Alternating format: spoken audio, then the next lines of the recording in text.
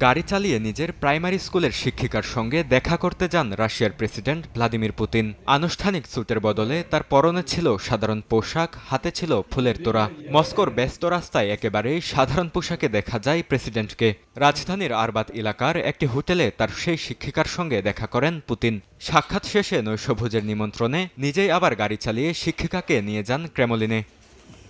গেল ৯ মে রেড স্কোয়ারে বিজয় দিবসের কুচকাওয়াজ দেখতে শিক্ষিকা ভেরা গুরেভিচকে ব্যক্তিগতভাবে আমন্ত্রণ জানান পুতিন। সেই অনুষ্ঠানে যোগ দিতেই তিনি মস্কোতে অবস্থান করছিলেন।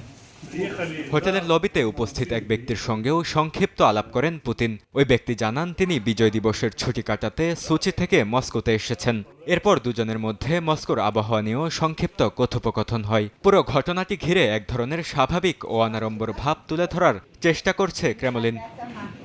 আন্তর্জাতিক অঙ্গনে চাপের মুখে থাকা রুশ নেতৃত্ব সাম্প্রতিক সময়ে জনসম্পৃক্ত ও মানবিক ইমেজ তুলে ধরতে নানা প্রচারণামূলক ভিডিও প্রকাশ করছে। বিশ্লেষকরা বলছেন, সাবেক শিক্ষিকার সঙ্গে পুতিনের এই সাক্ষাৎও সেই কৌশলের অংশ হতে পারে, যেখানে রাষ্ট্রপ্রধানকে সাধারণ ও ব্যক্তিগত সম্পর্ককে গুরুত্ব দেয়া একজন মানুষ হিসেবে তুলে ধরা হয়েছে। বরকতুল্লাহ, সময় সংবাদ।